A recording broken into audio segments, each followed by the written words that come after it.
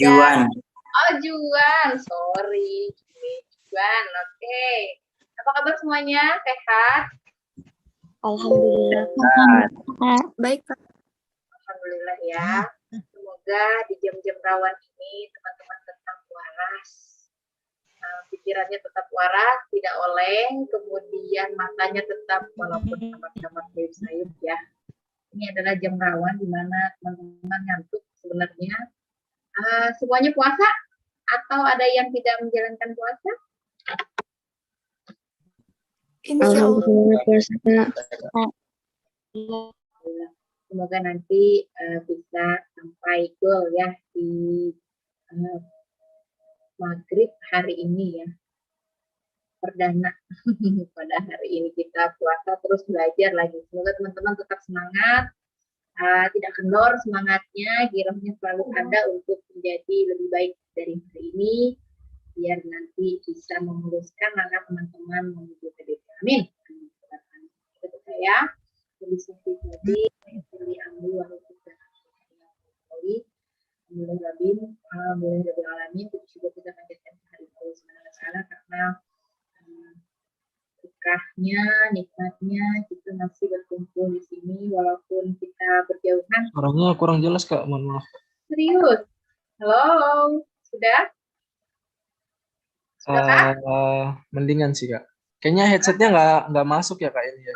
Serius? Iya. Ini aku takutnya salah nih ya. Ini soalnya ini laptopnya pinjem. Biasanya tak ada. Sedang dipakai. Aku nggak tahu ini nyoloknya yang ini atau yang ini. Sebentar ya, aku cek dulu ya.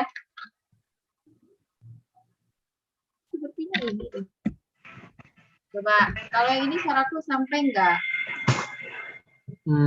Jelas banget. Jelas ya? Juan, bisa mendengar suaraku? Jelas. Oke, good. Bagus. Terima kasih. Ya, puji syukur kita panjatkan kepada Allah Subhanahu Wa Taala karena teman-teman masih diberikan kesehatan, masih diberikan nikmat iman, bisa menjalankan ibadah puasa, dan walaupun masih puasa, teman-teman masih tetap bisa belajar gitu ya. Terus terpelaksana kita berikan kepada kita Nabi Muhammad SAW. Semoga nanti kita termasuk dalam golongan yang akan beriring sambil beliau dikelompokkan. Oke, mari kita mulai sharing-sharing kita mengenai soal hari ini dengan membaca basmalah. Bismillahirrahmanirrahim. Teman, izinkan aku untuk share soal kita yang kemarin. Kemarin itu kita sampai di soal nomor 11 ya. Jadi sekarang soal nomor 12. Bentar aku sharing dulu, share screen dulu, share screen dulu soalnya.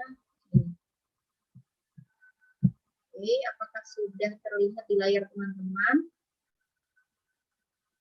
Sudah Kak. Oke, kita beralih ke nomor 11 ya teman-teman.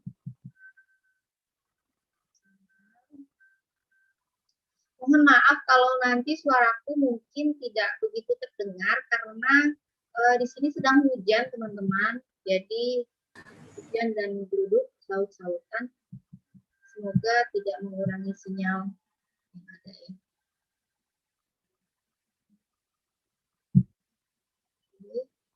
Baik, sudah terlihat ya semuanya? Kita akan mulai soal nomor 12 yang ini. Berdasarkan data World Bank ya. Lihat ya. Oke, aku mau minta Reza untuk baca. Reza silakan baca dari kalimat 1 sampai dengan kalimat 4. Silakan Reza. Punten Kak, saya kru KTG Kak. Maafkan aku. Oke, Siapa Kak, ya? siapa? Oke. Raihan, silahkan. Maaf ya, habisnya nggak ada tulisannya. Berdasarkan data World Bank 2013, Cina dan India adalah dua negara dengan jumlah populasi terbesar di dunia. Jumlah penduduk kedua negara ini mencapai 1 miliar jiwa lebih.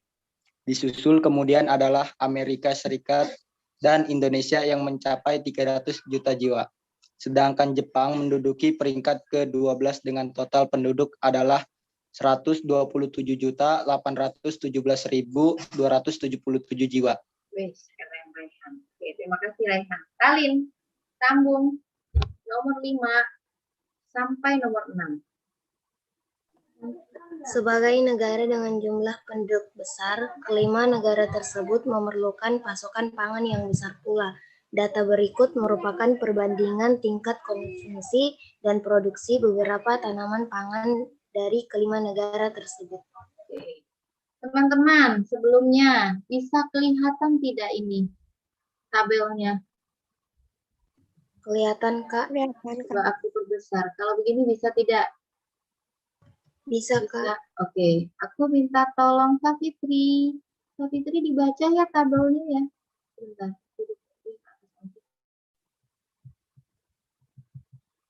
Ya, boleh dibaca. Dari tahun 2002 sampai 2004 ya Kak Fitri ya. Iya, Kak. Pada tahun 2002, Cina ada itu gimana ya bacanya? Pertama baca dulu tabelnya, yang atas judulnya perbandingan konsumsi domestik, utilization tanaman pangan Amerika Serikat, Cina, India, Indonesia, dan Jepang. Ya, terus nanti dibaca pada tahun 2002, yang 03-nya nggak usah dibaca karena tidak jelas itu 03, 04 sampai 12 itu apa ya. Tapi tahunnya saja, pada tahun 2002 Cina konsumsi domestik Cina mencapai 355 di perbandingan aja ya, ini dikira-kira saja karena itu di antara 350 sampai 400.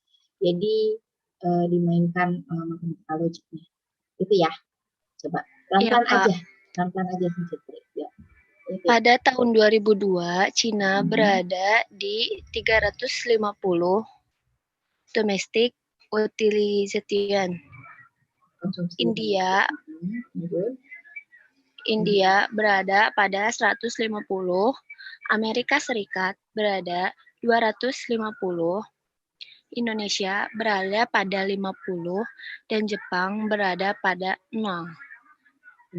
Pada 2003, Cina berada pada 350, India berada pada 150, Amerika Serikat berada pada 250, Indonesia berada pada 50, dan Jepang berada pada 0.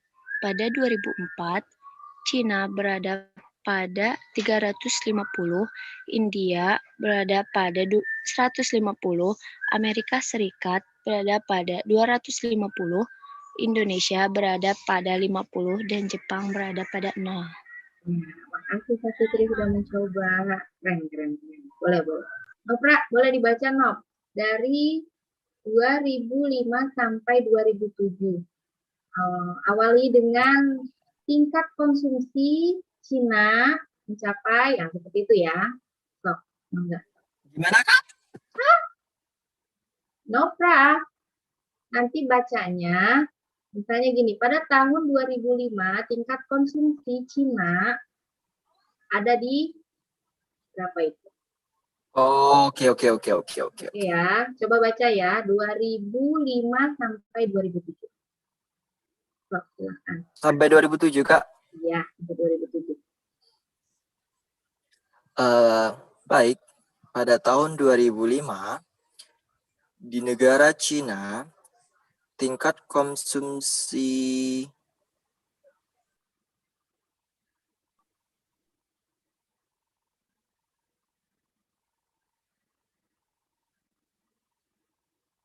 Apa yang warna biru? Cina.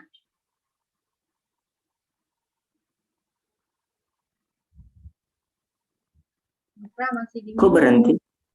Nopra sekitar Tadi di 300. Nopra, Diulang ya, jangan Kak, di bentar. Oke, diulang. Ya, ulang ya, ulang. Baik, pada tahun 2005, perbandingan konsumsi domestik utilization tanaman pangan AS, Cina, India, Indonesia, dan Jepang. Pada tahun 2005, negara Cina tingkat konsumsi tanaman pangan jatuh pada angka sekitar 370.000, sedangkan negara India sekitar 190, kemudian pada negara Amerika jatuh pada angka sekitar 270 sekian, kemudian pada negara Indonesia tingkat konsumsi tanaman pangan jatuh pada angka sekitar 50. Sedangkan negara Jepang sendiri mencapai angka sekitar 40. Pada tahun berikutnya, yaitu tahun 2006, negara Cina mengalami peningkatan tingkat konsumsi tanaman pangan sekitar 370 sekian. Pada tahun yang sama, negara India berada pada peningkatan yang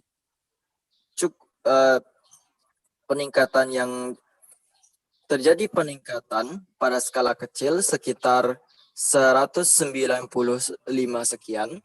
Pada negara Amerika Serikat terjadi peningkatan hingga pada angka 300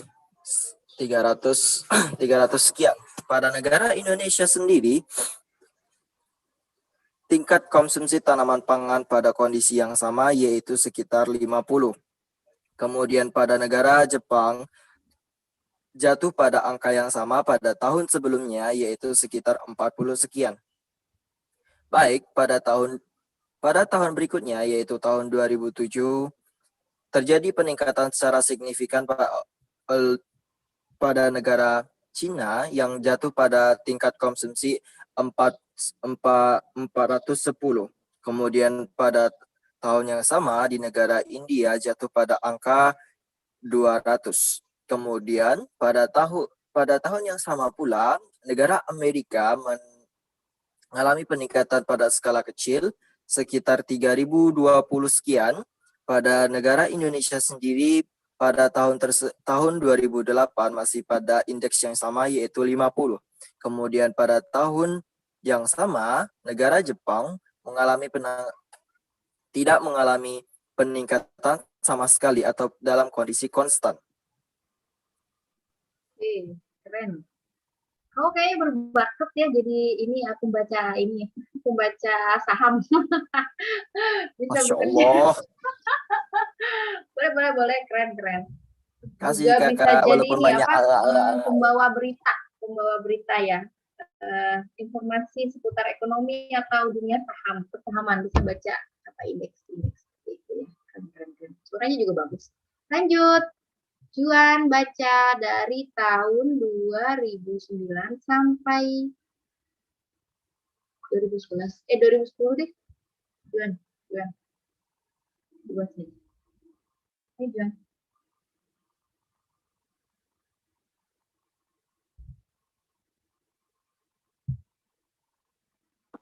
2008 sampai 2010? Jadi 2008 sudah kan? Belum, ini. Oh, belum. Oke. 2008 sampai 2010. Ya. Perbandingan konsumsi tanaman pangan AS, Cina, India, Indonesia, dan Jepang pada tahun 2008, konsumsi tanaman pangan Cina sebesar 410, sekitar 410. Negara India sebesar 200. Sedangkan negara Amerika Serikat sebesar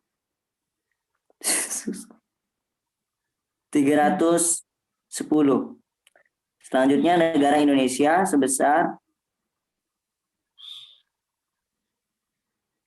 50 dan Jepang sebesar 60. Lanjut pada tahun kok acak-acakan saya. Sorry, ulang ya. Ya, boleh. Santai Juan, santai. Ya, saya besarin dikit. Ya. Oke. Pelan-pelan Juan, pelan-pelan. Enggak apa-apa. Yuk, boleh. Konsumsi tanaman pangan Cina pada tahun 2008 jatuh pada angka 410. India jatuh pada angka 200. Amerika Serikat jatuh pada angka berapa itu? 310. Indonesia jatuh pada angka 50 dan Jepang jatuh pada angka 60. Pada tahun berikutnya, tahun 2009, konsumsi tanaman pangan Cina jatuh pada angka 450. Lalu India jatuh pada angka 200. Amerika Serikat jatuh pada angka 350 dan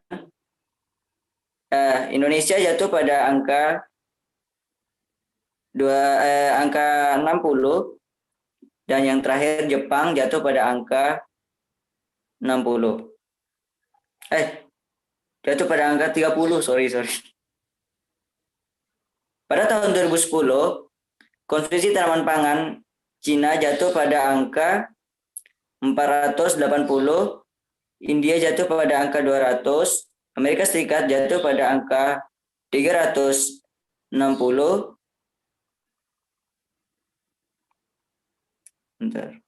Indonesia jatuh pada angka 60 dan Jepang jatuh pada angka 30. Selesai. Terima kasih Joan atas perjuangannya membacakan tabel. Nggak bisa jadi visi acara. Tapi sudah berusaha. Keren loh. Safina boleh dibaca dari 2011 sampai 2012. 2011 ya, Kak? Ya, sampai 2012 ya. Perbandingan konsumsi domestic utilization tanaman pangan Amerika Serikat, Cina, India, Indonesia, dan Jepang. Pada tahun 2011, negara Cina berada di angka 460. Negara India berada pada 205. Negara Amerika Serikat berada pada 310. Negara Indonesia berada pada 60 dan negara Jepang berada pada 30. Pada tahun 2011, tingkat konsumsi tanaman pangan negara Cina berada pada 2012. Pada tahun 2012, tingkat konsumsi tanaman pangan negara Cina berada pada angka 470, negara India berada pada angka 210, negara Amerika Serikat berada pada 310, negara Indonesia berada pada angka 70, dan negara Jepang berada pada angka 30. Udah, Kak? Ya, terima kasih. Sama, Kak. Oke, selanjutnya silakan dibaca. Ini giliran Suci. Suci dari nomor 7 sampai 10.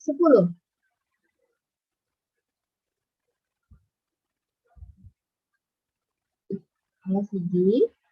Suci ada Kak? Siapa? Saya. Iya. Suci Dina. Oh. Boleh dibaca dari kalimat Dari tabel 7 dan 7. Sampai nomor 10 ya. Iya, Kak. Dari tabel tersebut terlihat bahwa Cina merupakan negara dengan tingkat konsumsi terbesar. Disusul kemudian Amerika Serikat, India, Indonesia, dan Jepang. Lalu bagaimanakah tentang volume produksi tanaman pangan kelima negara tersebut? Tabel berikut akan menunjukkan kemampuan masing-masing negara dalam memproduksi tanaman pangan. Ya, terima kasih. Sekarang giliran Alda. Alda siap untuk membaca tabel 2 data perbandingan produksi tanaman pangan Amerika Serikat, Cina, India, Jepang, dan Indonesia. Alda siap. Silakan dibaca dari tahun 2002 sampai tahun 2004. Data perbandingan produksi tanaman pangan Amerika Serikat, Cina, India, Jepang, dan Indonesia. Pada tahun 2002, perbandingan produksi tanaman pangan di Cina itu mencapai angka 350. Pada tahun yang sama, di India mencapai angka 180, di Amerika Serikat mencapai angka 290, di Indonesia mencapai angka 50, dan di Jepang mencapai angka sekitar 10. Pada tahun 2003, perbandingan produksi tanaman pangan di Cina mencapai angka 310, di India mencapai angka 190, Amerika Serikat mencapai angka 350, Indonesia mencapai angka 50, dan Jepang mencapai angka 10. Di tahun 2004, perbandingan produksi tanaman pangan di Cina mencapai angka 350, India mencapai angka 190, Amerika Serikat mencapai angka 390, Indonesia mencapai angka 50, sedangkan Jepang sendiri mencapai angka 10. Cukup, Kak. Keren. Oke, Monik, lanjut. Dari tahun 2005 sampai dengan 2007.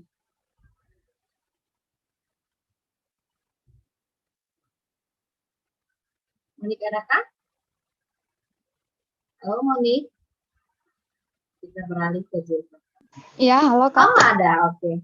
Oke, Monik, silakan dibaca tabelnya dari tahun 2005 sampai 2007 ya. 2000 berapa, Kak? 2005. 2005, 2006, dan 2007. Data perbandingan produksi tanaman pangan Amerika Serikat, Cina, India, Jepang, dan Indonesia. Pada tahun 2005, Cina berada pada angka 370. India berada pada angka 190. Amerika berada pada angka 380. Indonesia berada pada angka 50. Dan Jepang berada pada angka 10. Pada tahun 2006, Cina berada pada angka 390. Tadi 300. India berada pada angka 190. Amerika Serikat berada pada angka 320. Indonesia berada pada angka 50. Jepang berada pada angka 10. Pada tahun 2007, Cina berada pada angka 400. India berada pada angka 210. Amerika Serikat berada pada angka 410. Indonesia berada pada angka 50. Dan Jepang berada pada angka 10. Ya, makasih, Monik. Zulfa, boleh dibaca dilanjutkan dari tahun 2008 sampai 2010. Dicek ya, apakah mengalami peningkatan atau mungkin turun. Jadi bahas ini juga nanti bisa. Silakan, Zulfa. Nomor 4, Hajar Zulfa. 2008 sampai 2010. Iya, Kak. 2009 sampai 2010. 2008.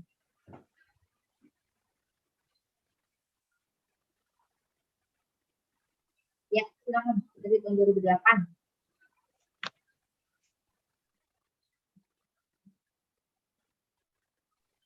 Oh iya. Produksi tanaman pangan Cina mencapai 420. India mencapai 200. Amerika meningkat dari 400 ke 410. Indonesia tetap sama di posisi 60. Dan Jepang berada di posisi 10. Pada tahun 2010, produksi tanaman pangan Cina ada di posisi 440. India pada posisi 220. Amerika ada di posisi 390. Indonesia ada di posisi 60, tetap sama, dan Jepang pun tetap sama, ada di posisi 10. Pada tahun 2000, kok yang barusan 2010 ya, Kak? 2009 Iya. nggak kebaca. Ya udah, Pada nggak tahun apa-apa. 2000, nggak apa-apa. 2009 sekarang mundur, nggak apa-apa. Pada tahun 2009, Cina mengalami posisi Cina tetap sama, yaitu di posisi 420.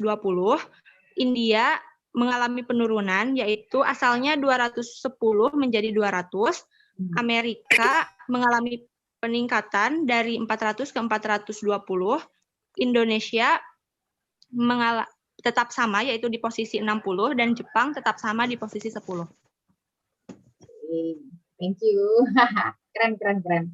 Baik, lanjut Novi. Novi di tahun 2011 sama 2012 ya. Perbandingan produksi tanaman pangan AS, Cina, India, Jepang di Indonesia pada tahun 2011, Cina sebesar 450, India 230, Amerika Serikat 390, Indonesia 50, dan Jepang 20. Pada tahun 2012, Cina 480, India 230, Amerika 350, Indonesia 50, dan Jepang 20. Makasih ya. Kalian udah keren-keren dari katanya. Oke, pertanyaannya dari wacana yang tadi super duper lama bacanya dan ternyata tabel aja ternyata kalau dibuat jadi narasi itu bisa berparagraf-paragraf ya banyaknya gitu ya. Kalimat yang tidak efektif teman-teman. Kalimat yang tidak efektif terdapat pada kalimat mana? Sebentar, aku kecilkan dulu. A, kalimat 1 dan 6, coba perhatikan kalimat 1 dan 6. Maaf nih sebelumnya teman-teman, apakah menyaksikan ini nih apa nih? Please move this window away from the share application. Iya, ada itu, Kak. Ini apa ya? Ada beginian. Nah, ini laptopnya pinjam jadinya aku ganti laptop orang. Hilang dia. Oke. Coba perhatikan nomor 1 dan 6, teman-teman. Ada lagi. Okelah, biarkanlah. Lihat kalimat 1, teman-teman. Adakah di situ kalimat yang tidak efektif? Efektif ini maksudnya mungkin ada kata yang tidak perlu. Atau sebenarnya nggak pakai kata itu juga udah tersampaikan gitu maknanya. Itu ya maksudnya yang cukup kayaknya Kak untuk yang nomor 1 berdasarkan data World Bank 2030, China dan India adalah 2 negara dengan jumlah populasi terbesar di dunia. Tidak ada yang rancu Kak. Tapi yang poin 6 baru rancu Kak. Coba lihat yang mana poin 6. Coba. Poin 6 data berikut merupakan, bukannya kalau merupakan itu hilang pun nggak masalah ya Kak. Jadi data berikut perbandingan tingkat konsumsi dan produksi beberapa tanaman pangan dari kelima negara tersebut. Oke, boleh di ini ya, boleh berargumen tidak apa-apa. Lanjut, kita pegang dulu ya. Berarti 1 tadi katanya kalimatnya nggak masalah. Yang ke-6 sepertinya agak-agak aneh nih. Katanya gitu, kita pegang dulu ya, kita keep dulu. Coba yang lihat opsi B. Kalimat nomor 4. Adakah kejanggalan di sana? Adalahnya nggak usah Kak, kayaknya. Yang mana nih? Yang kata adalah. Jadi sedangkan Jepang menduduki peringkat ke-12 dengan total penduduk 127 langsung aja gitu Kak. Iya nggak? Aku jawabnya biasanya. Oke, nggak masalah. Oke, kita pegang. Terus yang nomor berapa lagi tadi? Nomor 9. Nomor 9 coba. 9. Kalimat nomor 9. Tentangnya Kak yang aneh. Lalu bagaimana? Tentang Kalau volume. langsung kayak bisa, lalu bagaimanakah volume produksi tanaman pangan kelima negara tersebut? Gak usah pakai tentang. Tidak usah pakai tentang. Oke. Baik. Ada yang lain yang setuju? Kita keep dulu ya. Berarti A tadi opsinya, ada juga satu yang ganjil nomor 6, yang soal nomor 6. Kemudian yang B dan yang C sekarang. Coba nomor 2 tadi katanya, belum ya. Nomor 2 coba lihat. Jumlah penduduk kedua negara ini mencapai 1 miliar jiwa lebih. Jumlah penduduk Tidak ada yang rancu. tidak ada yang aneh ya, tidak ada yang ganjil. Lanjut. Nomor 7, soal nomor 7. Soal nomor 7. Kalimat nomor 7. Dari tabel tersebut terlihat bahwa Cina merupakan negara dengan tingkat konsumsi terbesar.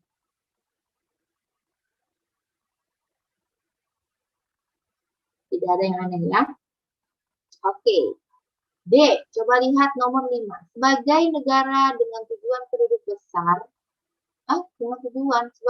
sebagai negara dengan jumlah penduduk besar, kelima negara tersebut memerlukan pasokan pangan yang besar pula. Ada yang aneh? Enggak ya?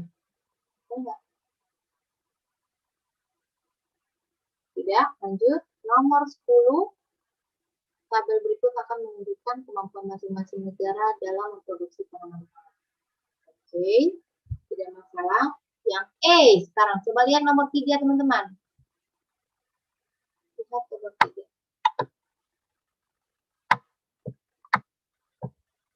Ada yang mau berkomentar nomor 3?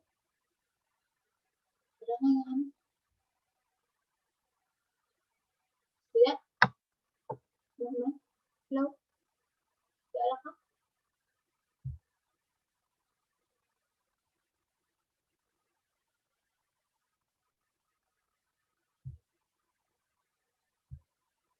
Halo, aku sepi, ngomong sama tembok. Iya Kak. Masih mikir ya? Aduh, beginilah nasib ngomong sama tembok nih, deket tembok soalnya. Oke, lanjut aja ya. Tidak ada yang mencurigakan ya. Coba yang 8. Kalimat nomor 8. Disusul kemudian Amerika Serikat, India, Indonesia, dan Jepang. Ini ada kalimat ilmiah di depan, tapi tidak ada yang. Coba sekarang teman-teman balik ke kalimat nomor 1 teman-teman. Berdasarkan data World Bank, ya, Cina dan India adalah dua negara dengan jumlah populasi terbesar di dunia. Kalau kita hilangkan jumlah, kira-kira masih terbesar nggak itu? Masih sampai nggak di situ jumlahnya? Terbesar itu berarti sudah menunjukkan jumlah, bukan? Iya benar Kak. Berarti itu terlalu boros lah ya. Boros. Dipakai lah gitu, boros aja gitu ya. Berarti kalaupun dia hanya Cina dan India adalah dua negara dengan populasi terbesar di dunia, itu masih masuk, maknanya masih bisa kita terima ya, tanpa memakai kata jumlah. Bisa ya? Ya. Berarti coba yang nomor 6. Nomor 6 tadi katanya data berikut merupakan perbandingan tingkat konsumsi dan produksi beberapa tanaman pangan dan kelima negara. Kalau aku melihatnya di sini, sepertinya tidak perlu pakai beberapa teman-teman, karena kalau tanaman itu kan udah mencakup banyak tanaman, maksudnya udah bermacam-macam gitu ya. Kalau tanaman gitu ya, tanaman itu berarti sudah macam-macam. Bagaimana menurut kalian? Jadi opsi yang betul yang mana, Kak? Karena beberapa rancu juga. Jadi beberapanya dihilangin ya Kak? Ya. Jadi data berikut merupakan perbandingan tingkat konsumsi dan produksi tanaman pangan dari kelima negara tersebut. Karena kalau tanaman pangan berarti kan bukan cuma beras saja, biasanya bukan cuma jagung saja, bukan cuma gandum saja, tapi ada yang lain-lainnya, seperti apa ya, penggantinya umbi-umbian apa segala macam gitu ya. Begitu ya. Halo? Setuju Kak. Setuju? Oke, baiklah. Aku senang pada aku, Safina. Kamu aja yang setuju sama aku. Aduh. Beginilah kalau mau. Nah, soalnya di sini nggak dijelasin juga kan ya Kak, tanaman pangan itu apa aja gitu, Ya, jadi nggak bisa pakai beberapa. tapi di tabel itu terlihat tanamannya di sini di bawah situ ada keterangan tanaman pangan itu adalah gandum, jagung, cuman apa lagi? Jawawut, oats, sorghum ya, beras. Nah, ini kalau jawawut nih aku nggak tahu. Siapa yang tahu jawawut itu bentuknya seperti apa ya? Baru denger aku Kak. Aku juga baru dengar. Oke, kita lanjut ya. Lanjut ke soal selanjutnya. Nomor 12. Ini yang menyita waktu ini seperti ini. Ya. Nomor 13. Penulisan teks tersebut bertujuan agar pembaca, coba teman-teman, kalau dibaca, dipahami, dicermati, yang tadi juga diulang lagi, karena sudah berulang-ulang kita membacakannya, apalagi untuk menunjukkan teks yang tidak efektif itu tadi tidak efektif. Kira-kira penulis ini bertujuan supaya pembaca apa? Supaya pembacanya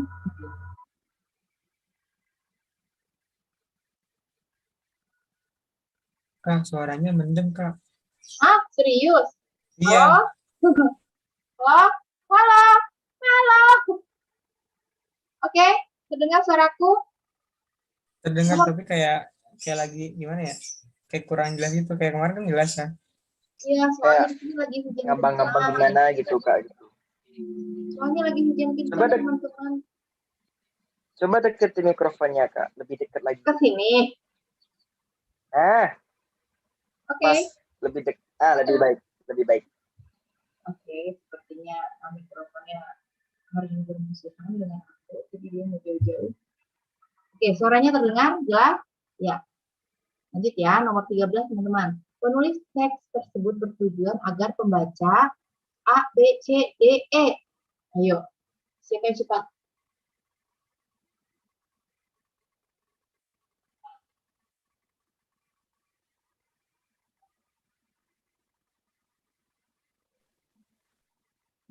Halo, halo, halo. D bisa jadi nggak Kak? Apa? Depok. Depok. Ya, Depok dodol itu jadi banget, bukan bisa jadi. Karena dari situ, tadi kan yang di awal itu sudah disinggung bahwa dua negara yang memiliki populasi terbesar di dunia itu kan. Populasi berarti kan jumlah penduduk ya. Jumlah penduduk. Kemudian untuk memenuhi tingkat untuk memenuhi pangan, pasokan pangannya juga pasti bakalan besar juga. Jadi D adalah jawaban yang tepat karena di sini pembaca akhirnya mengetahui bahwa jumlah penduduk berpengaruh pada jumlah konsumsi pangan. Sehingga di sini harus dipasok berapa, harus pangan berapa, kemudian perbandingan konsumsinya berapa. Jadi nanti bisa diusahakan seperti apa nantinya untuk memproduksi suatu makanan gitu ya dari tanaman yang gitu ya. Oke, lanjut. Ada yang punya jawaban yang lain?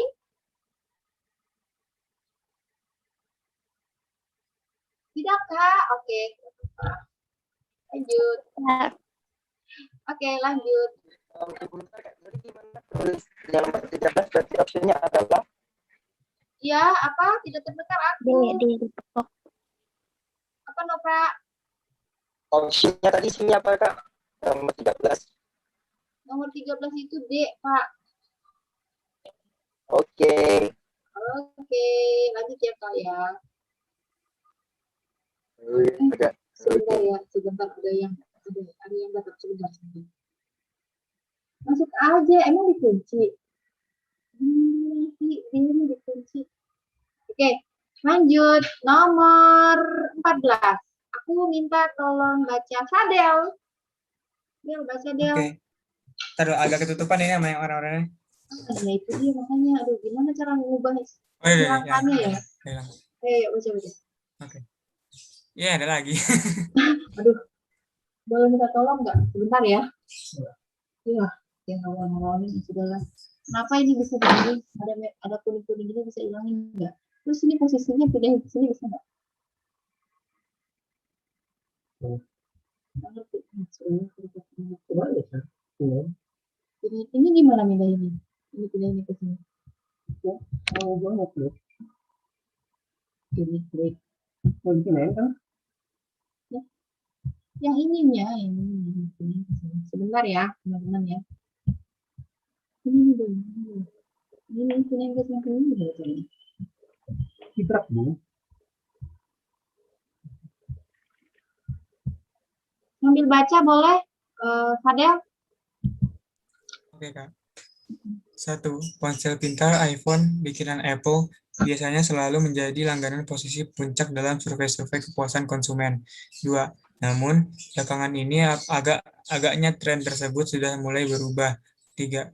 Seperti dilansir Forbes, menurut survei American Customer Certification Index (ACSI) yang mempelajari model smartphone secara individu, iPhone telah tergusur oleh model-model perangkat Android buatan Samsung.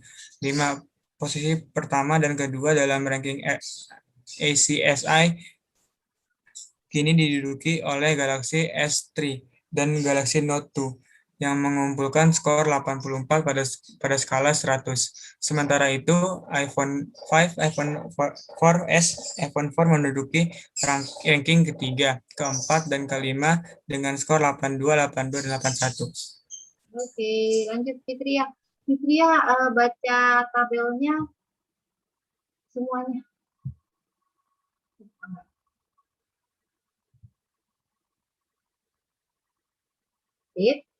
Fitri, Fitria, Raka. Saya Kak. Oke. Yang tabel. Tabel ya, yang tabel. Semuanya aja dibaca. Iya Kak. Iya Kak, kenapa? Iya, ada Kak. Tadi apa nggak bisa dipencet? Oh gitu. Ya. Ayo baca dulu baca. Yang ini ya. Yang ponsel pintar iPhone ini. Iya, ini tabelnya, yang tabelnya. Yang tabelnya. Coba. Smartphone Customer Satisfaction 2013. Model Galaxy S3, Galaxy Note 2, iPhone 5, iPhone 4S. Bacanya gini, sayang. Bacanya gini. Model Galaxy S3 manufakturnya Samsung, kemudian ACSI-nya score, ya skornya 84 kayak gitu bacanya. Nah, dari ulang berarti ya? Ya, ulang pelan-pelan ya. Aku juga susah belibet bacanya. Yuk. Smartphone Customer Satisfaction 2013. Model Galaxy S3, manufakturer Samsung. ACSI skor 84. Galaxy Note 2, manufakturer Samsung. Bukannya ribet deh kalau pakai. Skornya gitu aja. Skornya 84 gitu. Skornya 84. iPhone 5, manufakturnya Apple, skornya 82. iPhone 4S, manufakturnya Apple, skornya 82. iPhone 4, manufakturnya Apple, skornya 81. Droid Razer Max HD, manufakturnya Motorola, skornya 80. Droid Razer, manufakturnya Motorola, skornya 78. Galaxy S2, manufakturnya Samsung, skornya 77. BlackBerry Curve, manufakturnya BlackBerry, skornya 67. Dan terakhir BlackBerry Bold, manufakturnya BlackBerry, skornya 64. Oke, keren. Makasih ya, Fitri ya. Iya. Kalau bahasa Inggris aku pikir rada-rada beribet. Mulutnya nggak bisa kembali. Lanjut. Kesalahan ejaan yang ditemukan pada kalimat, kesalahan ejaan itu ditemukannya pada kalimat mana?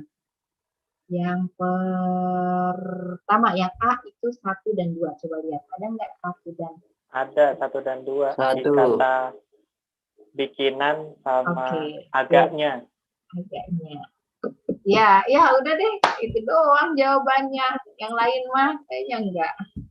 Oke ya, jawabannya itu ya. Apa kita mau bahas B dan C, D, E? Kita lanjut aja ya. Lanjut, Kak. Lanjut. Iya. Oke. Apa tadi Kak isinya Kak? Boleh nanya nggak? Iya, ya, boleh, boleh. Dua. Kak, halo. Ya, Juan, monggo. Nih, kalau yang itu, dia kan ada kan yang istilah-istilah asing tuh pakai apa namanya, tulisannya miring kan. Nah, itu saya nggak ngerti yang kapan kita pakai yang Kapan makainya, kapan nggak dipakainya, gitu. siap begitu. Itu pernah deh kita jelasin ya. Jadi nggak apa. Ini apa informasinya untuk tulisan miring itu biasanya kalau kamu menggunakannya dalam Suaranya nggak ada. serius nggak ada, aku nggak ada lagi sih. Nah, baru Bukan muncul nggak ada, lagi Kak. Kak. Mendem, Kak, gitu. Baru muncul. Ya Allah, ya Allah, ya Allah, ya Allah. Makanya kayak tenggelam. Halo, suaraku terdengar tidak? Jelas. Kurang lebih baik Kak. Oke, jelas ya. Oke, baiklah. Jadi kalau kata yang bercetak miring itu salah satunya dipakai ketika ingin menunjukkan biasanya kalimat asing. Kak, suaranya hilang lagi. Hah? Aduh, kok hilang sih? Nggak ada suaranya. Udah belum? Itu kayaknya ini deh, Kak. Kesambungnya pakai mikrofon yang di laptop deh kayaknya. Iya ya yang di kayaknya. Jadi headset. kayaknya aku keluar deh dari ini. Gak usah pakai ginian. Oke. Kalau gini suaraku terdengar tidak? Terdengar. Dengar, Kak. Aman. Oke, aman ya. Nah, sama aja sih. Hah? Sama aja maksudnya kayak yang suara tadi. Kayak tadi. Tapi nggak mendem jelas. Iya, nggak mendem jelas. Ya, baiklah. Semoga dia tidak memendam. Memendam perasaan. Oke, lanjut. Jadi kata yang bertulis cetak miring itu biasanya dipakai untuk menggunakan istilah bahasa asing yang diserap langsung dari bahasa asingnya itu, tapi disandingkan dengan bahasa Indonesia yang formal, gitu ya. Misalnya kata apa ya bahasa Inggrisnya ya? Apa ya bahasa Inggris yang aneh gitu ya? Terus stratification gitu misalnya, atau ini misalnya yang ini manufacturer yang kayak gitu tuh. Itu kan kalau misalnya dimasukkan ke dalam bahasa Indonesia, tetapi bahasannya bukan merupakan bahasan mengenai istilah-istilah itu. Cuma untuk mengenalkan saja bahwa ada istilah itu gitu ya. Tapi tidak di Indonesia kan, maka penulisannya itu cetak miring.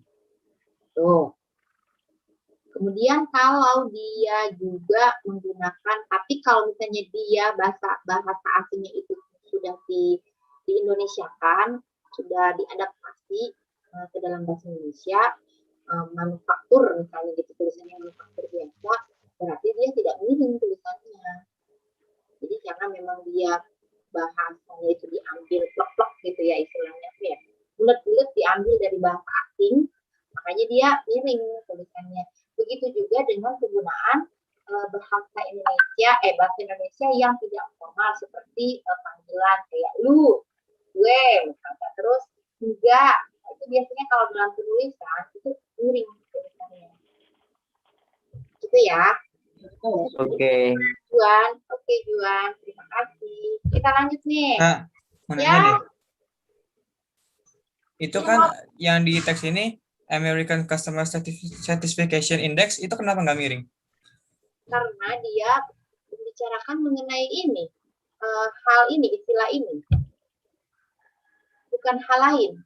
Jadi nggak ada yang apa maksudnya? Karena ini adalah ilmu yang pertama. Bahasannya memang mengenai istilah-istilah yang ada di bagian customer smartphone gitu ya, bagian smartphone gitu. Jadi memang bahasanya kalau semuanya dimiringin pusing dong ya.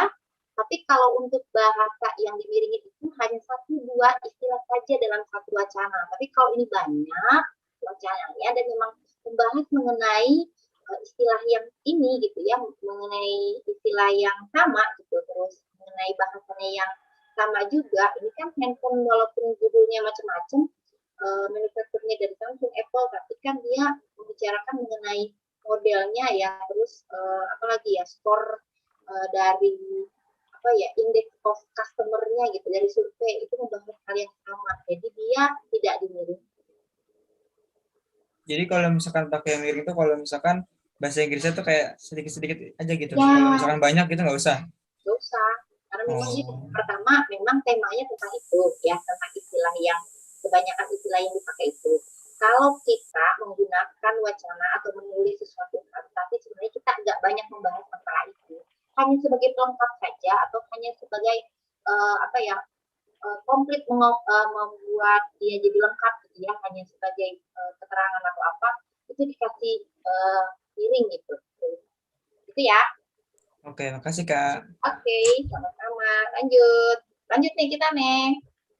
Lanjut. Oke, nomor 15. Kalimat yang tidak efektif ditemukan pada kalimat yang tadi itu. Satu. Bikinan. Nomor berapa? Nomor 1. Katanya bukannya dipakai bikinan. Bikinan Apple. Kenapa harus bikinan gitu ya? Kenapa harus bikinan? Dibikin gitu biasanya. Pakai bahasa WA itu. Iya, pakai bahasa WA. Tapi pun walaupun sebenarnya ini yang dibahas adalah masalah kekinian gitu ya, tentang smartphone gitu, tentang handphone yang notabene semua orang pasti tahu gitu ya, masalah kekinian dan teknologi canggih lah, zaman now gitu ya. Tapi ya nggak gitu juga kalau untuk menginformasikan sesuatu, apalagi mau membuatnya menjadi satu wacana gitu, tidak harus menggunakan bahasa yang tidak formal, itu lebih baik menggunakan bahasa formal. Karena gini, selain orang Indonesia penutur Indonesia asli, ada juga penutur asing belajar bahasa Indonesia, dia akan bingung bikin arti apa. Halo, apa? Ya, kedengeran. Aduh. Rada-rada putus tadi. Gitu. Mendem parah nggak kedengeran. Mau ngomong apa nggak kedengeran. Coba pakai ini lagi coba ya. Ya Allah, tolong ya Allah, bismillah. Nggak ngaruh. Ngaruh nggak? Suara tetap sama aja. Ngaruh nggak suara aku? Halo. Coba Kak dimasukinnya ke lubang mic-nya aja. Serius loh, ini udah aku masukin loh ke lubang mic-nya loh. Kalau enggak ke lubang headphone-nya aja kalau nggak bisa. Iya. Baik. Teman-teman, ini kan punya orang ya. Orangnya lagi sleeping, aku bingung. Aduh. Kalau ini suaraku terdengar tidak? Kedengeran, tapi sama aja maksudnya yang tadi. Oke, baik. Yang ini? Sama saja. Nggak ada bedanya, Kak. Ya, 13. Ya, kalau gini? Aku harus teriak-teriak dong. Kalau gini? Sama aja, Kak. Sama aja. Menit pertama nanti suaranya besar, sudah itu nanti hilang. Berarti mungkin sinyal, guys. Sinyal. Karena kan di sini habis hujan, baru berhenti hujan. Terus mungkin sinyalnya turun naik atau gimana? Suaraku tapi terdengar tidak ya? Kalau sekarang kedengeran. Berarti aku nggak boleh bergerak nih. Oke, baik. Lanjut ya. Soal nomor 15. Kalimat yang tidak efektif tadi pada kalimat nomor 1. Ya, oke. Yang nomor 16 sekarang. Penulisan teks bertujuan agar pembaca tidak kedengaran lagi. Kedengaran. Oke. Penulisan teks bertujuan agar pembaca A. membandingkan produk-produk smartphone yang beredar di pasaran, B. mempunyai gambaran pertimbangan untuk memiliki produk smartphone, C. membeli produk yang mempunyai ranking terbaik, D. You nanya ini, boy. Hah? Oke. Ada dengar? D. Menyadari adanya persaingan produk-produk smartphone. Dan E. Menyimpulkan bahwa hasil survei tersebut juga sesuai dengan kondisi di Indonesia. Yang manakah yang menurut teman-teman si penulis ini menulis agar pembacanya meyakini tentang apa? B bukan Kak. B? Oke. Ada yang lain?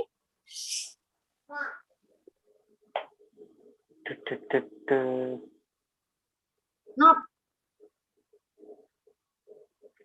Jawabanmu apa, Nop?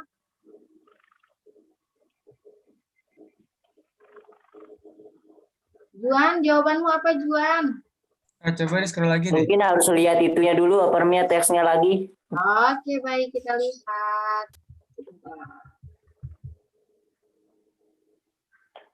Nah, coba dicek. Opsinya adalah Persaingan gitu nggak sih? membandingkan produk-produk smartphone yang beredar di pasaran agar pembaca mempunyai gambaran pertimbangan untuk memilih produk smartphone, atau agar pembaca membeli produk yang mempunyai ranking terbaik, atau pembaca menyadari adanya persaingan produk-produk smartphone, dan yang terakhir opsinya agar pembaca menyimpulkan bahwa hasil survei tersebut juga sesuai dengan kondisi di Indonesia. Yang mana yang benar? Saya C. Persaingan. Yang persaingan. Persaingan. Membeli produk yang memiliki ranking terbaik. Bentar. Ada nggak yang Kita turun lagi Kak ke opsinya Kak. Oke. Ini udah dibaca ya, kita turun ke opsinya ya. Menurut teman-teman, jawabannya yang benar adalah ayo. D. Aku D. Kak, D. Menyadari adanya persaingan produk-produk smartphone. Smartphone, oke. Di mana bisa mengatakan persaingan produk smartphone? Yang tadi yang bagian si Apple-nya kebalap sama si Android sama apa tadi itu? Oke, yang tadi ya, yang di atas ya. Ya, pada paragraf 1. Iya. Yang diduduki oleh Galaxy S3 dan Galaxy Note 2 yang mengumpulkan skor 84, yang itu ya? Kurang lebih kayak gitu, Kak. Perbandingan skor A, C, S, I. Oke, kalau juga. Kalau membandingkan produk-produk smartphone yang beredar di pasaran gimana? Nah, itu Kak, menurutku lebih ke A deh Kak. A. Kalau parameternya perbandingan itu yang dibandingkan apa, Kak? Membandingkan produk-produk smartphone yang beredar di pasaran. Kan? Patokannya di pasaran sih kalau menurutku. Karena nggak cuma beberapa jenis aja, tapi ada nggak cuma 1-2 jenis aja, tapi ada beberapa jenis juga. Ya, betul. Ya, yang lain ayo dong. Kenapa? Tapi kalau bisa dipikir-pikir lagi, nggak jelas parameternya apa perbandingannya. Kalau cuma sekedar skor, masalahnya pembelian sebuah produk atau smartphone itu kan sifatnya subjektif. Jadi nggak jelas itu parameternya apa. Misalnya kayak kualitas layar atau kualitas prosesor atau kualitas IC atau kualitas kecepatan HP. Mungkin make sense kalau misalnya sebagai perbandingan. Kak, tolong bisa balik lagi ke teksnya nggak? Oke, lihat. Teman-teman, coba perhatikan kalimat nomor 1 coba. Perhatikan kalimat nomor 1. Ini adalah kalimat kunci di mana teman-teman akan menjawab pertanyaan nomor 16 ini. Coba lihat. Konsumen ya Kak, sama langganan. Belakangan ini tren tersebut, tren apa nih teman-teman? Trennya itu pembelian Apple atau Apple sebagai puncak dari smartphone dari kepuasan konsumen. Terus diganti atau berubah. Berarti jadi saingan. Jadi persaingan masing-masing smartphone berarti. Ya. berarti bukan memberi Pasaran, mungkin ini kan ada kata konsumen. Iya. ya, ada konsumennya. Kalau berhubungan dengan konsumen, berarti balik lagi ya. Yang mana yang benar? Ini agak membingungkan teman-teman. Kalau kita tidak bisa mengunci maka yang makna dasarnya tadi wacana. Nih, sekarang kita lihat. Cekidot teman-teman. Yang mana? A, B, C, D, E. A.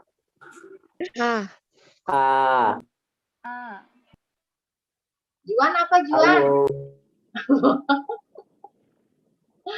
Oke, berarti di sini bertujuan agar pembaca membandingkan produk-produk smartphone yang beredar di pasaran.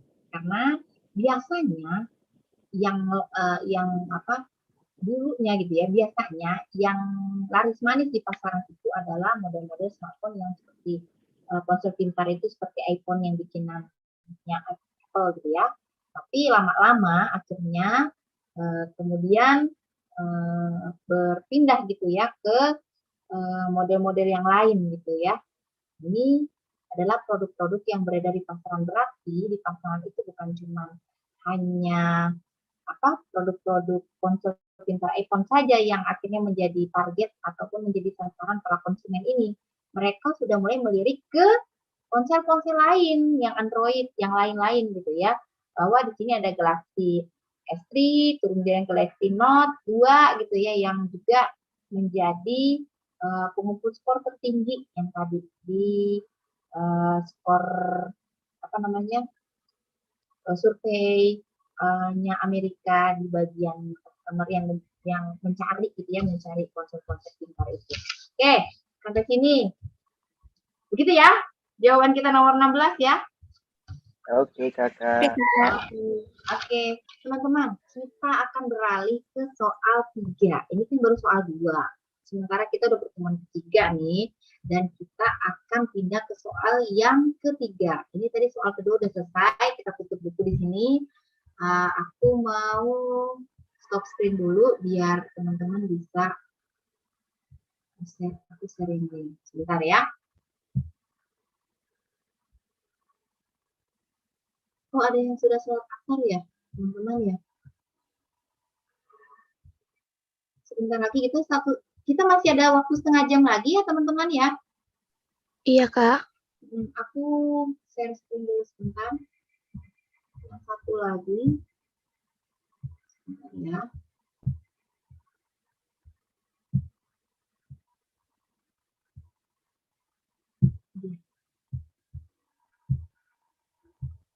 Sudah terlihatkah teman-teman? Sudah, Kak. Oke. Nah, ini soalnya kurang lebih hampir sama juga dengan yang tadi ya, yang kemarin-kemarin ya, tapi mungkin bahasanya yang berbeda. Baik, aku nggak minta, nggak tunjuk deh siapa aja yang mau baca, silakan deh. Paragraf 1, 2, dan 3, ini dari nomor 1 sampai nomor 2, kemudian paragraf kedua nomor 3 sampai nomor 9, dan paragraf ketiga dari nomor 10 sampai nomor 13. Monggo silakan yang mau baca, hayu. Aku ya. Sama saya deh, Kak. Oke, sok silakan. Yaudah. Pragmatisme telah menjangkiti penyelenggaraan dunia pendidikan, mulai dari SD sampai perguruan tinggi. Tujuan pendidikan yang menurut pembukaan UUD 1945 mencerdaskan kehidupan berbangsa dan bernegara mengalami pendangkalan karena digantikan jargon-jargon populer seperti memproduksi manusia unggul, berdaya saing global, dan mampu memenuhi tuntutan pasar. Terima kasih. Lanjut. 3. Praktisi pendidikan menyoalkan hal tersebut ketika indikasi yang sangat instrumental ini mengambil arah dan bertujuan pendidikan di negara kita. Keberhasilan pendidikan semestinya tidak hanya diukur dari kompetensi anak didik, melainkan juga dari sikap, tindakan, ketajaman intuisi, dan nurani sebagai wujud transformasi utuh manusia di dalam keadaban bersama. Ketika motif dagang memasuki kawasan pendidikan yang terjadi adalah kolonialisasi Homo economicus. Alih-alih menerapkan kriteria pendidikan, para birokrat pendidik kita justru lebih sibuk mencontek nalar industri ekonomi yang memburu ISO. Mutu tata kelola pendidikan pun didefinisikan berdasarkan kepuasan pelanggan. Pasar menjadi kata penentu dalam sebuah keputusan. Momok terbesar perguruan tinggi sekarang adalah jika lulusannya tak laku di pasar. Oke, selanjutnya paragraf terakhir. Boleh Kak? Ayo, boleh. Paragraf terakhir, poin ke-10, nomor 10. Dominasi nalar ekonomi membuat nalar faktis dan epistemik tenggelam di bawah nalar instrumental. Orang diajarkan jadi tukang nalar yang tahu mencapai tujuan tapi tidak mampu menimbang baik dan buruk tujuan. Cita-cita mendidik warga negara dialihkan jadi mendidik konsumennya, tentu saja tak diajarkan bersikap kritis, rasional, abstrak, imajinatif, kreatif demi kebaikan kehidupan bersama. Sebaliknya, mereka dididik asalnya untuk mengira segala hal gemerlap yang ditawarkan pasar. Oke. Judul yang tepat untuk bacaan di atas adalah apa, teman-teman?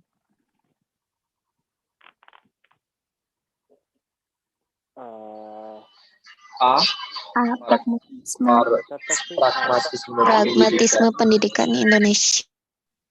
Pragmatisme pendidikan Indonesia.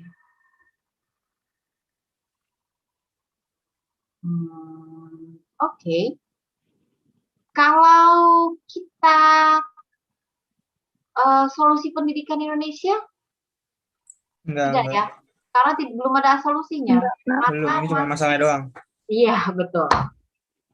Kalau nalar dagang pendidikan?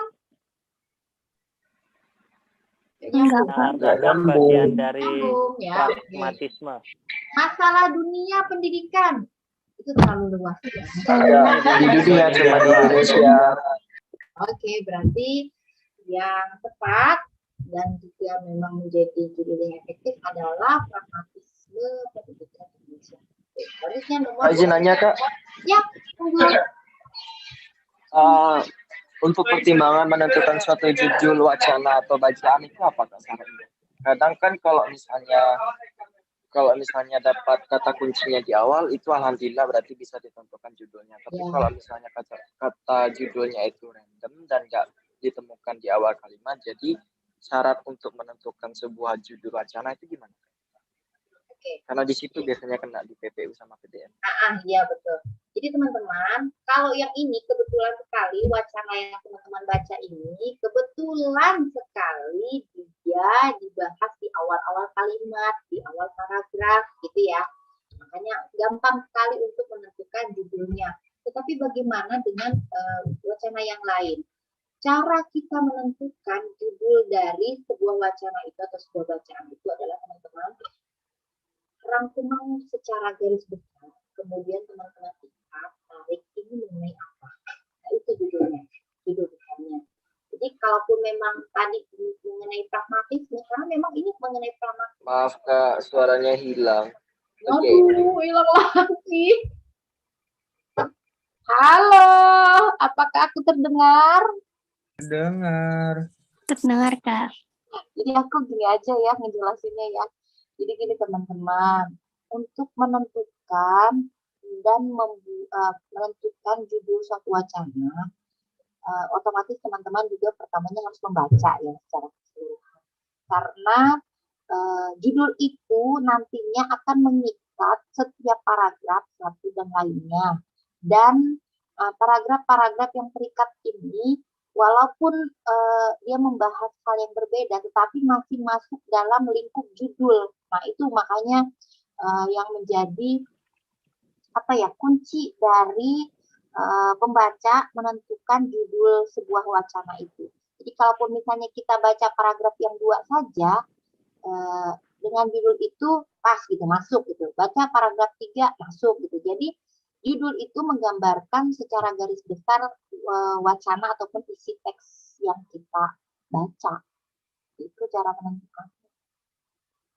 Nah, kalau ini mah beruntung banget karena teman-teman kalimat yang pertama itu sudah menunjukkan mengenai pragmatisme gitu ya, karena sampai ke bawah juga masih mengenai pragmatisme yang ada di Indonesia ya, mengenai pendidikan gitu ya, yang diajarkan di tukang nalar lah gitu kan, terus dialihkan jadi mendidik konsumen lah apa segala macam, itu kan pragmatik yang ada di Indonesia gitu ya, dan itu sudah merupakan gambaran secara detail gitu ya dari judul yang ada di wacana ini. Lo bisa dipahami nggak maksudku? Bisa Kak, bisa. Oke. Masih kurang Kak. Masih kurang apa, Del? Bukan saya, Kak. Oh iya, maaf Pak Adel. Abisnya yang nyala Pak Adel sih. Apa nih? Apa yang kurang? Ada yang bisa menambahkan? Oh, kalau ini Kak, bukan Padel. Ini masalahnya kan penentuan secara garis besar setiap paragraf. Berarti sama artinya dengan gagasan utama atau kalimat utama, gitu maksudnya Kak? Enggak juga, kalau gagasan utama atau kalimat utama kan berarti penuh ya gitu ya, kalimatnya itu penuh punya makna, penuh gitu ya, bermakna juga oke. Tapi kalau untuk menentukan judul itu, bagaimana teman-teman melihat suatu kata itu bisa menggambarkan keseluruhan teks. Bagaimana kata, halo, yo,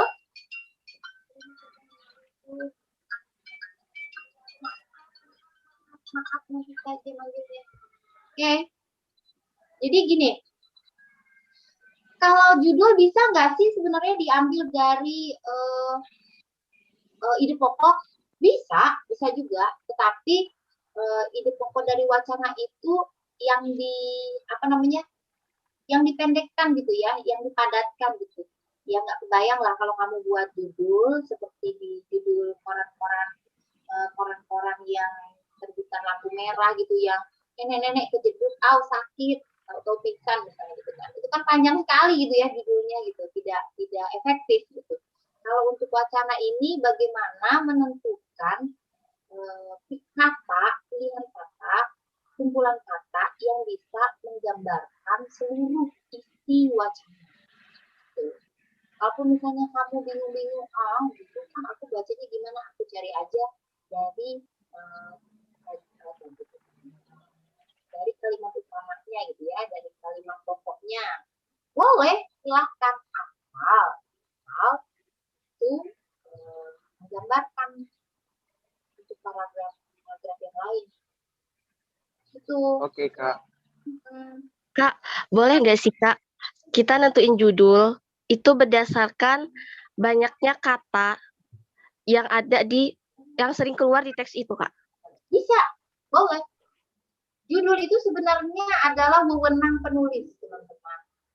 Hak otoritasnya penulis, mau dia bikin apa gitu. Ataupun misalnya nih ya, itu biasanya kalau untuk judul cerpen ataupun karya sastra ini ya, bukan prosa gitu ya. Karya sastra yang bukan prosa, maksudnya karya sastra yang berbentuk seperti fiksi atau apa gitu ya. Itu kalaupun misalnya tadi kata-katanya banyak, misalnya yang sering muncul di satu tulisan gitu, atau mungkin kata yang hanya muncul terakhir di kalimat terakhir di akhir wacana, itu juga bisa jadi judul. Tapi judul itu juga menggambarkan seluruh isi teks yang ada di dalam bacaan. Begitu dah. Ada bukan yang kirim? Yuk, ini. Halo? Begitu ya? Oke, Kak. Oke. Lanjut nih. Lanjut tidak? Lanjut, Kak. Go. Ke soal nomor 2. Teman, kalimat kedua. Inti dari kalimat kedua bacaan di atas adalah digantikan jargon-jargon populer. Bentar, naik sedikit. Pendidikan mengalami pendang D, Kak. D, Kak. Oke. Apa jawabannya? Intinya ya. Intinya D. Pendidikan diganti jargon populer. Pendidikan Antara B sama D, Kak, kita jawabnya. B, Kak. Tapi kalau yang B itu kayaknya nggak terlalu sih, soalnya jadi kan yang digantikan itu kan pendidikan itu yang berdasarkan undang-undang yang digantikan dengan jargon-jargon populer, bukan pendidikan yang umumnya yang digantikan.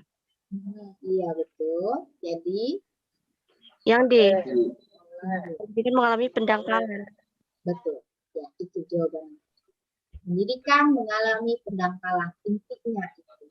Nah, kalau jargon-jargon itu adalah bentuk dari pendangkalan-pendangkalan tersebut, ya. Jadi intinya adalah pendidikan mengalami. Habis itu, oke? Oke, Kak. Berarti maksud kalimat itu berarti secara kontekstual gitu ya, Kak, bukan Iya. secara harfiah. Kalau secara harfiah kan berarti yang ditulis di situ kan banyak jargon yang di populer. Berarti kalau kontekstualnya baru pendangkalan, itu maksudnya. Iya, tapi kan jargon-jargon populer itu sebelum kata jargon-jargon populer itu ada kata karena. Jadi kayak lebih menjelaskan itu. Oke. Ini mendetailkan gitu ya. Iya, Kak. Oke, lanjut. Kalimat di bawah ini yang melemahkan argumen kalimat tersebut adalah yang melemahkan argumen ya, yang melemahkan argumen tentang pragmatisme itu. Coba lihat. Yang mana kalimat yang melemahkan argumen pada kalimat di atas?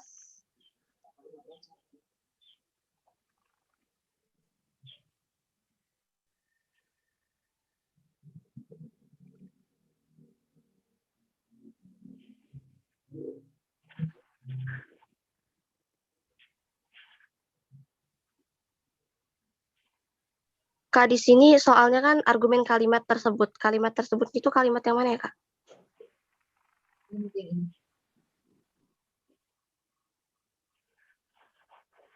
Yang ini. Yang ini. Kalimat yang ini.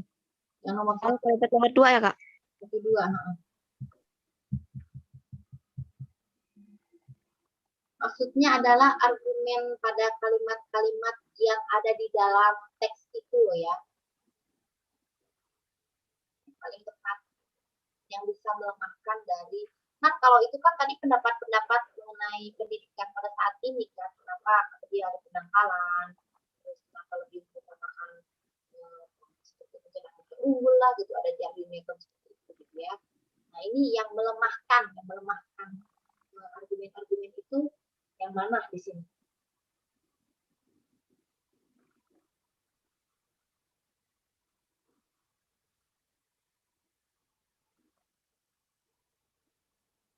Ayo, ketemu? Perasaan semuanya melemahkan lah, Kak.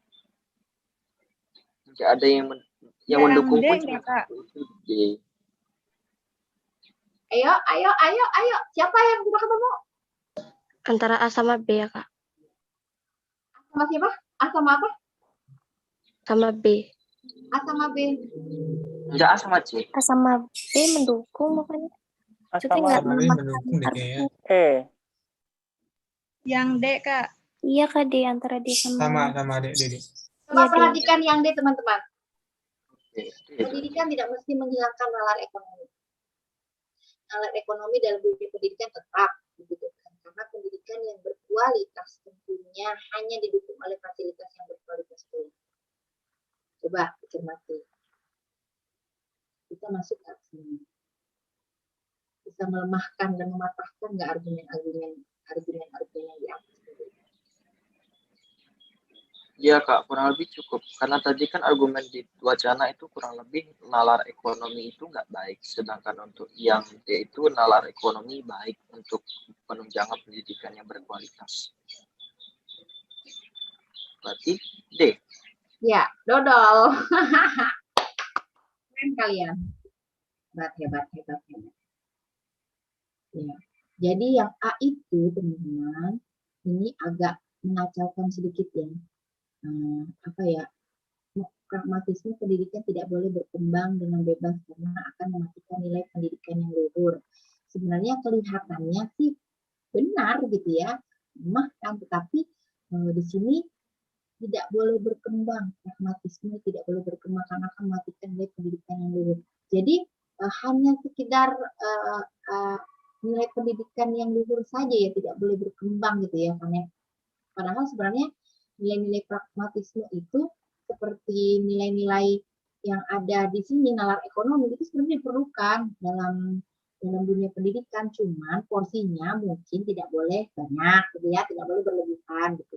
Disesuaikan saja, tetap dibutuhkan karena pendidikan yang berkualitas itu tentu pastinya fasilitasnya di depan pasti harus berkualitas pula lah gitu ya. Jadi saling mendukung lah gitu.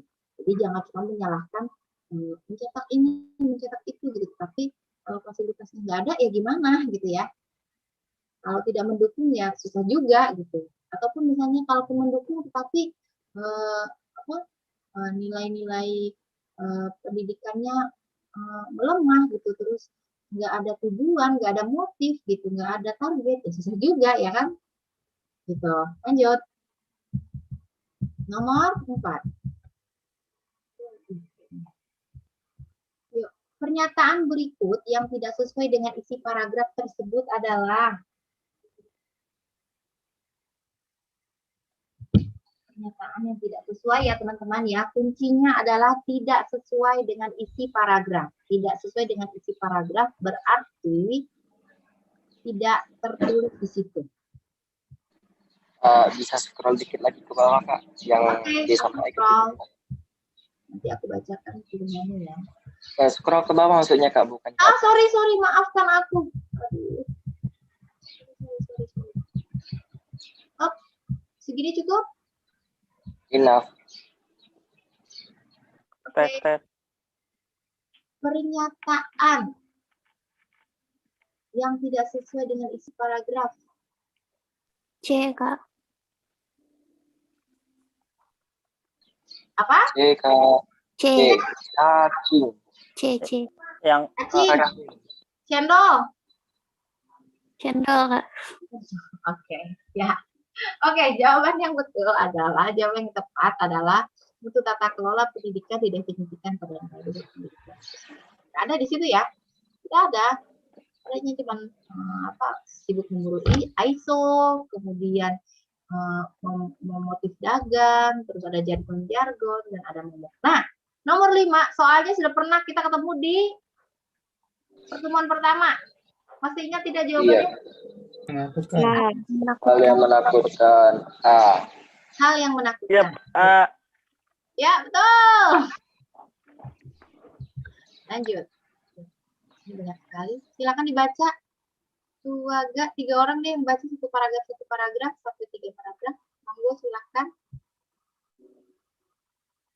Suku Wana adalah salah satu suku terasing yang mendiami hutan belantara di wilayah Sulawesi Tengah.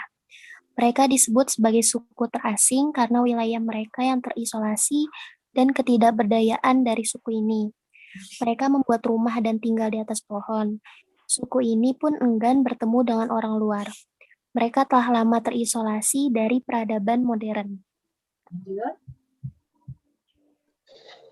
Pola hidup suku ini dipengaruhi oleh sistem adat yang dianut oleh mereka. Mereka menyandarkan hidup mereka pada hutan adat. Penyikapan mereka terhadap hutan yang dianggap sebagai petunjuk dalam menjalani hidup memberi arah hidup yang orang Wana sehari-hari. Di luar hari-hari mengerjakan lahan, kebun, dan menuai tanaman, mereka menghabiskan hari-hari mereka di hutan tropis cagar alam Morowali.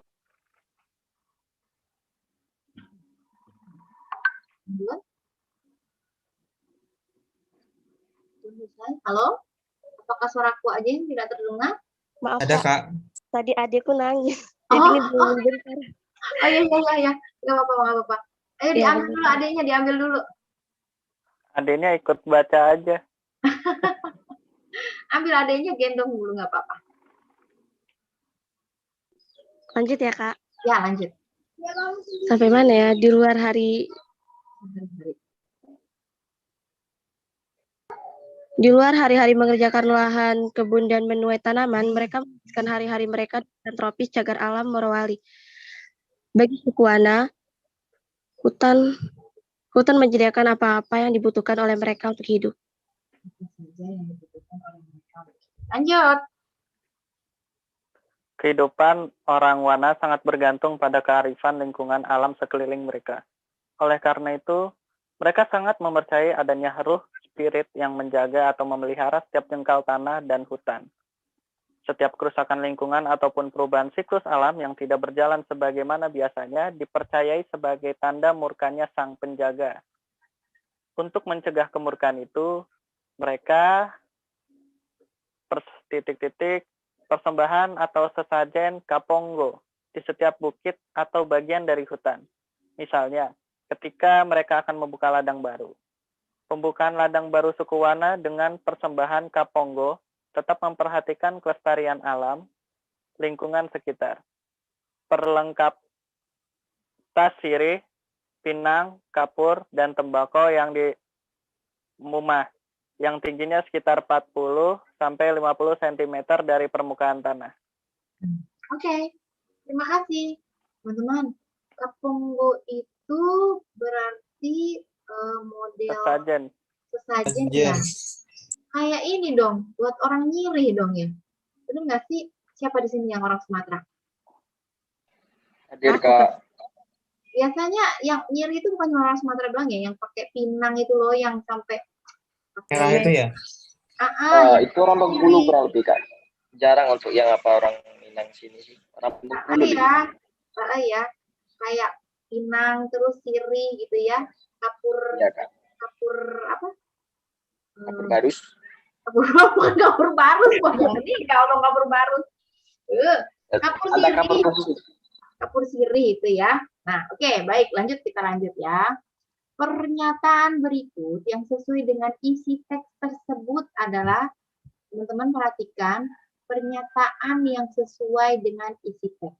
Berarti yang sesuai dengan teks itu ya, yang tertulis sesuai dengan yang tertulis di teks itu. Coba, yang A, kaponggo hanya disajikan ketika suku Wana membuka lahan baru. B, suku Wana tidak sengaja mengisolasi keberadaan mereka terhadap peradaban modern. C, suku Wana menganggap hutan sebagai petunjuk dalam memberi arah hidup sehari-hari. D, kaponggo diletakkan di sebuah rumah yang tingginya 50 sampai 60 cm dari permukaan tanah. C, suku Wana terasing karena tinggal di atas pohon. Iya, Pak. Tidak. Yang mana? Cacing. C. Suku Wana menganggap hutan sebagai petunjuk dalam memberi arah hidup sehari-hari, kayak kalimat di mana? Kalimat 7. Nomor 7. Penyikapan mereka terhadap hutan yang dianggap sebagai petunjuk dalam menjalani hidup, memberi arah hidup orang Wana sehari-hari ya, betul. Keren banget. Kita lanjut ya. Dulu teman-teman, ada yang sudah asal di wilayahnya? Udah lagi, Kak. Belum tapi. Di Depok. 30 menit lagi, Kak. Kita masih ada lagi, masih banyak. Mungkin kita akan ketemu lagi nanti di lain kesempatan, teman-teman, karena waktu juga sudah selesai waktunya. Terus teman-teman yang lain juga ada yang tadi izin pamit duluan ya, karena ada acara yang lain.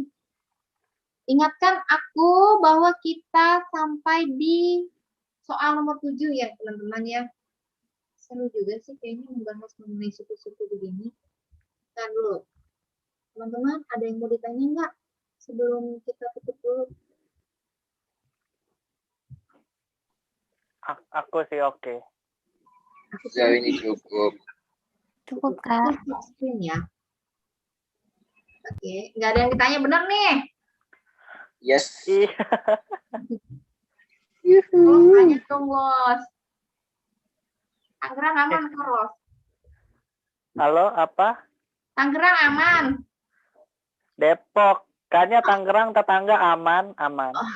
Cuman udah mendung banget nih. Iya, kayaknya hujan dari Bogor bergerak menuju Depok nih kayaknya. Aduh, kirimannya jauh ya.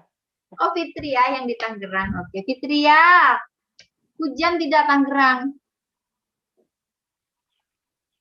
Tangsel hujan, Kak. Kamu hujan ya? Iya, Tangsel. Oke. Oh iya, Fadil yang Tangerang ya. Aku lupa. Maafkan aku. Aku Tangsel, bukan Tangerang. Apa Tangsel? Bukannya sama Tangsel, Tangerang Selatan. Ya kan selatannya lagi. Ih, sama-sama Tangerang ini. Oh, beda Selatan Kak. Depok kali. South Tangerang, beda. Tangerang mainannya sama Jaksel. Oke. Jangan. Ada Iya, Tangerang Tangsel tuh Kota, Jaksel ada Tangerang mainannya sama Selatan. Depok Margonda, udah. Udahlah. Oh, udah Cinere. deh. Udah. Udah deh, baiklah. Aku salah. Maafkan aku ya, teman-teman. Maafkan. Di sana daerah hanya menyimak. Oke, teman-teman. Kalau tidak ada yang ditanyakan, kita akan berjumpa lagi. Insya Allah mungkin nanti di lain kesempatan. Semoga masih ada umur, semoga ada waktu. Kita cukup bersama yuk dengan membaca hamdalah. Alhamdulillahirobbilalamin. Astagfirullahaladzim. Astagfirullahaladzim. Kita tutup bersama dengan doa kafarah. Subhanakallahumma wa bihamdika asyhadu an la ilaha illa anta astaghfiruka wa atubu ilaik. Mohon maaf atas segala kesalahan ya teman-teman. Maafkan aku hari ini kalau ada yang tidak kalian pahami. Terima kasih, Kak. Tanya-tanya. Oh, Yulia mana? Tak ada kah? Oh, tak ada ya. Oke. Kita berjumpa lagi di lain kesempatan. Semoga teman-teman sehat selalu. Selamat berbuka puasa nanti dan selamat melanjutkan aktivitas. Assalamualaikum warahmatullahi wabarakatuh. Waalaikumsalam warahmatullahi wabarakatuh. Yo, sama-sama. Thank you, Kak. Bye-bye. Bye-bye. Thank you juga. Terima kasih. Menyablak. Nyap. Kak. Nyap. Kak. Apa tuh nyap?